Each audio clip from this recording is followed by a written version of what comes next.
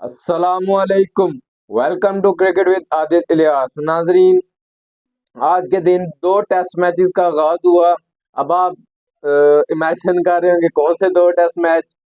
तो एक तो था पाकिस्तान वर्सेस इंग्लैंड और दूसरी तरफ इंडिया वर्सेस न्यूजीलैंड। जिस तरह आपको पता है, इंडिया की भी सीरीज स्टार्ट हुई है उनके होम में और पाकिस्तान की सीरीज भी अपने होम में खेली जा रही है। तो चैनल पे एंड तक बने रहिएगा। चैनल पे जो नए हैं वो चैनल को सब्सक्राइब कर लें और बेल आइकन को नोटिफिकेशन प्रेस कर लें ताकि हर नए आने वाली वीडियो आप तक आसानी पहुंच सके। अब सबसे पहले नजर डाल लेते हैं पाकिस्तान वर्सेस इंग्लैंड पे। इंग्लैंड ने टॉस जीत के पहले बैटिंग का फैसला किया। उन्होंने ये सोचा कि हमें भाईजान उसी तरह की पिच मिलेगी जिस तरह हमें मुल्तान में फर्स्ट टेस्ट मैच में मिली थी, ठीक है, या फिर ये पिंडी में वही पिच शायद मिल जाए में जो 2022 में मिली थी हमें। लेकिन इंग्लैंड की ये गलत फहमी जो है वो एक अजीब तरीके से सामने आई। इस तरह अगर आप देखें, इंग्लैंड ने टॉस जीत के पहले बैटिंग की, स्टार्ट बहुत अच्छा था, लग इस रहा था कि शायद इन्हें वो ट्रैक मिल गया। लेकिन जो ही 50 रन की पार्टनरशिप क्रॉस हुई तो उसके बाद फिर जैक क्रॉली आउट हुए और उसके बाद फिर बेन डकेट, जॉय रूट, ठीक है, और उसके बाद हैरी ब्रॉक, बेन स्टोक्स, फिर तो लाइन लग गई थी। मेल 58 पे, आई थिंक 56 के आसपास फर्स्ट विकेट गिरी है, फिर 70 पे सेकंड, फिर 80 पे थर्ड, फिर 82 या 88 पे आई थिंक फोर्थ, फिर 91 88 आई थिंक 90 या 90 प्लस में फिर फिफ्थ विकेट गिरी, फिर 118 पे समथिंग सिक्स विकेट गिरी। 120 पे पहले सेशन में उसके इंग्लैंड के तकरीबन 96 रन बने थे पहले सेशन में, तो उसमें 5 विकेट्स गिरी। यानी पहले सेशन में पाकिस्तान की जो बॉलिंग थी उसने आउटस्टैंडिंग कर दिखाया। और अगर मैं ये मेरा कहना गलत नहीं होगा कि स्पिनर्स ने जिस विकेट्स पे विकेट्स ली हैं, और वो पिच ये वही पिच है जिस पिछले कुछ दिनों से चर्चे काफी थे कि उस पे हीटर लगाए गए हैं, बड़े बड़े रेफ्रिजरेटर टाइप यानी पंखे लगाए गए बड़े बड़े, उसे बहुत हीट दी जा रही है, उसमें से नमी खत्म की जा रही है। तो मैं समझता हूँ कि शायद वो जो उन्होंने उधर गैस और बिजली वाले बिल तो 70-75 हजार बना लिए, लेकिन पाकिस्तान की बॉलिंग वहां पे काम आई। नो डाउट बहुत अच्छी बॉलिंग की पाकिस्तान ने पहले सेशन में। लेकिन जैसे ही दूसरा सेशन आया उसमें सिर्फ स्टार्टिंग में एक विकेट मिली, लेकिन उसके बाद जो इंग्लैंड के बैट्समैन थे जेमी स्मिथ और एटिसन, उन्होंने एक शानदार किस्म की 100+ रन की पार्टनरशिप लगाई। मेरे ख्याल से पहले सेशन तक पाकिस्तान के हाथ में पूरा टेस्ट मैच कवर्ड था। यूं लग रहा था कि 150 160 से ऊपर इंग्लैंड नहीं जाएगी, 150 के अंदर अंदर ही ऑल टीम आउट हो जाएगी। लेकिन क्या पता था कि जेमी स्मिथ और एटिसन की पार्टनरशिप उस टाइम पे लगेगी जब इंग्लैंड के 120 पे 6 आउट थे, 120 पे 6 आउट हो गए थे, तब उसकी पार्टनरशिप लगी और यहाँ तक ये हुआ कि 267 रन तक इंग्लैंड की टीम पहुंच गई। पाकिस्तानी बॉलर्स की जो सेकंड सेशन में काफी धुलाई हुई है, अच्छी खासी धुलाई उन्होंने की। आखिरी आई थिंक 29 ओवर में मेरे ख्याल से 100+ रन बना लिए उन्होंने। यानी उस एवरेज से वो खेले कि लग नहीं रहा था कि ये भाई इनके 120 पे 6 आउट है। अब उसी चीज को आप देखें कि फिर बात ही आती है उसी ट्रैक पे पाकिस्तान आता है। पाकिस्तान के हाथ में फिर भी मैच था, स्टार्ट अच्छा किया, थोड़ा सा स्टार्ट अच्छा किया, लेकिन फिर वही अपना पुरानी रवायत पाकिस्तान की, ओपनर्स ने तो चलने का नाम नहीं लिया हुआ। साइम अयूब फ्लॉप तरीन बंदा, मेरे ख्याल से 2024 में उसकी कोई एक आधी 50 है, ठीक है, उसी को लेके फिर रहे हैं उससे। भाई वो टेस्ट प्लेयर नहीं है। पीएसएल में 2-3 उसने 9 लोग शॉट खेल के, तो आपने उसे T20 में लेके आए, T20 में इतना खास परफॉर्म नहीं किया, आपने उसे टेस्ट खिला दिया। भाई वो किधर है टेस्ट का प्लेयर, टेस्ट का टैलेंट आगे लेके ओरेरा जिसको बाहर बिठाया हुआ है, और इसके अलावा कितने प्लेयर्स हैं आपके पास, उन्हें चांस क्यों नहीं दिया जा रहा। फिर दूसरे नंबर पे अब्दुल्ला शफीक, भाई साहब पिछली 20 इनिंग्स उठा के उसकी भी देख लो, 350 से ऊपर उसका रन नहीं है। फ्लॉप तरीन बंदा, उसकी एक सेंचुरी 150 है, यानी 350 में 150 रन तो उसका सिर्फ सेंचुरी 50 का। बाकी अगर 18 इनिंग्स अगर उसकी देखी जाए तो 18 इनिंग्स में सिर्फ 200 रन है, और वो भी 5, 6, 10, 15 बॉल्स। और अगर हमारी ओपनिंग पार्टनरशिप देखें जिसको आप चांस पे चांस दिए जा रहे हैं, मेरे ख्याल से इस जोड़ी में अभी तक एक भी 50 रन की पार्टनरशिप नहीं लगी। मैक्सिमम जो इनकी पार्टनरशिप है वो 20 टू 30 रन से ऊपर नहीं गई। मैक्सिमम अगर पार्टनरशिप इनकी लगी भी है ना फर्स्ट विकेट, तो वो 25 टू 30 होगी, इससे ऊपर पार्टनरशिप नहीं इनकी लगी। आप किस बेस पे जोड़ी को तोड़ नहीं रहे, जोड़ी को ऊपर से खत्म क्यों नहीं कर लेते?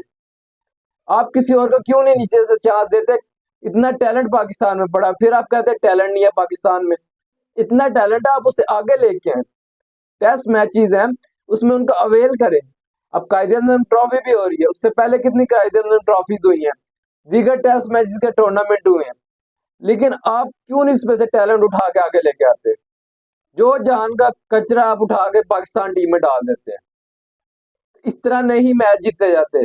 आपने जितने पिछले टेस्ट मैचेस हारे हैं ना, उनका जिम्मेदार मैं समझता हूँ साइम, और 60% वो है अब्दुल्ला शफीक है, और 40% साइम अयूब है। फ्लॉप तरीन बंदे हैं दोनों ओपनिंग में इस टाइम। ठीक है, अब्दुल्ला शफीक नो डाउट अच्छा प्लेयर है, लेकिन आप उससे भी रेस्ट की जरूरत है। आप क्यों नहीं, क्या कहते, ये सब समझ रहे कि भाई उसे रेस्ट दे। बाबर इतने बड़े स्टार को आपने बाहर बिठा दिया, रेस्ट दे दिया, इवन के स्क्वाड से निकाल दिया था आपने। आप अब्दुल्ला शफीक को क्यों नहीं रेस्ट दे सकते? आपने ठीक है 2 टेस्ट मैचेस में, ये वाले इंग्लैंड सीरीज में नहीं इसने नहीं चला, नहीं कोई अच्छी इनिंग्स खेल पाया, आप उसे हटा के हुरैरा को चांस दे। आपने फिर उसे 3 मैचेस की सीरीज में बुलाया, लेकिन चांस नहीं दिया। सेम टीम खिलाई आपने, आपने समझा जी हम बहुत बड़े तीर मार लेंगे, मार लिया तीर। 46 पे 3 आउट हो गए थे, और Saim Ayub I think 19 run करके गए। ठीक है, और अगर बात करो अब्दुल्ला शफीक की तो 14 रन। जिसको आपने बाबर की जगह रिप्लेस किया वो भी एक सेंचुरी मार के उसके बाद बस खत्म।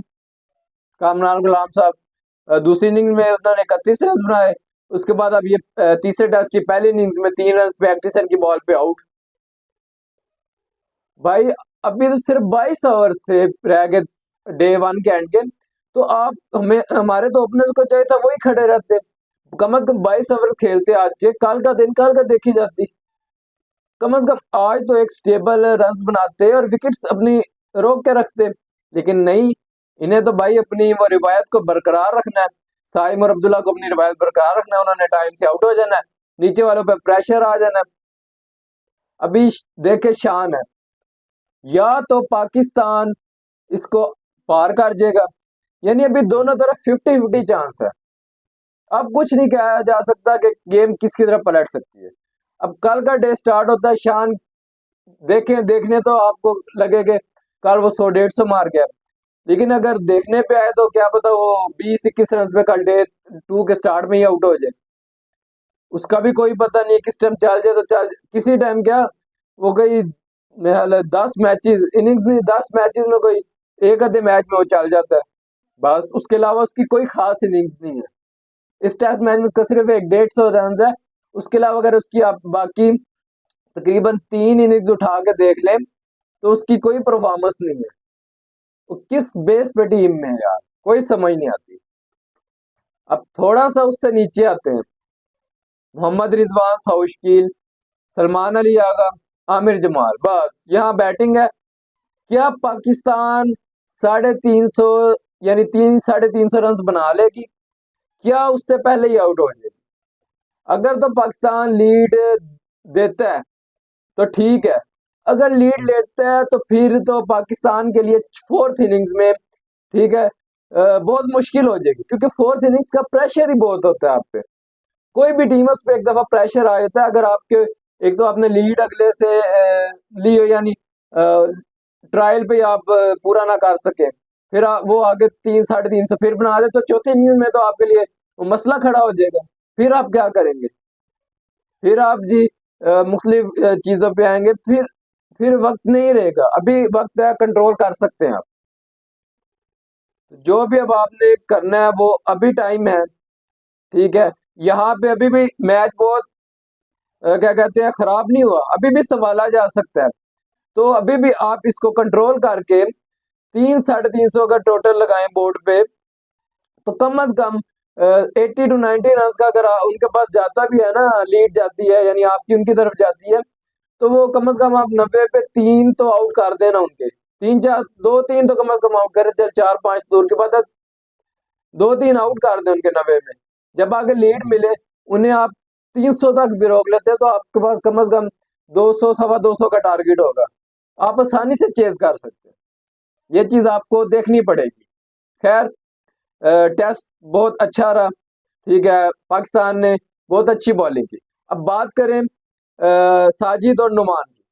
अगर हम पिछले टेस्ट से देखें तो इस टेस्ट का मिला के उन्होंने 90 ओवर तकरीबन कराए हैं, और उसमें तकरीबन उन्होंने आई थिंक 29 विकेट्स ले लिए। पिछले 30 ओवर में दूसरे और तीसरे टेस्ट के मिला के 90 ओवर में 29 विकेट्स सिर्फ 2 स्पिनर्स ने ले लिए। और अगर किसी के स्पिनर्स, किसी टीम के स्पिनर्स इस तरह विकेट्स लेते हैं, तो ये एक रिकॉर्ड की बात है, और एक क्या कहते हैं अच्छी परफॉर्मेंस का इसे एक वो क्या कहते हैं नजरिए से देखा जाता है कि ये अच्छी परफॉर्मेंस है आपकी, आपकी अचीवमेंट है ये, कि आपके स्पिनर्स ही अभी भी स्टार्ट तो उन्होंने किया, लेकिन खैर नुमान अली के बीच में उन्होंने हटा के जाहिद को लगाया, क्योंकि उस टाइम बहुत रन पड़ने शुरू हो गए थे, 6 आउट हो गए थे, 6 पहले लिए उन्होंने ही दोनों ने, लेकिन उसके बाद काफी डिफरेंस आ गया था, रन बहुत पाकिस्तान को महंगे पड़ रहे थे वहां पे, जिसकी वजह से थोड़ा सा बॉलिंग में चेंज अप करना पड़ा। तो खैर, बहरहाल बहुत अच्छा दिन गुजर गया, लेकिन अब कल अगर पाकिस्तान चाहे तो एक अच्छा और डिसेंट टोटल सेट कर सकता है, स्टेबल होके अच्छी इनिंग्स खेले।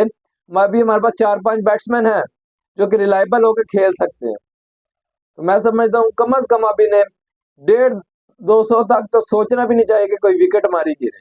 अगर 100-150 के दरमियान कल पहले सेशन में अगर 2 विकेट्स गिर जाती है हमारी, तो कोई उम्मीद ना रखिएगा कि 267 की ट्रायल हम पूरी कर सकेंगे, मतलब बहुत मुश्किल हो जाएगा, क्योंकि स्पिन पिच है, तो उनके पास भी बॉलर अच्छे हैं। जैक लीच ने एक विकेट ली, बशीर ने एक विकेट ली, फिर एटकिंसन ने आउट किया, भाई उनके पास भी बॉलिंग है, तो इसलिए आप एहतियात से खेलें।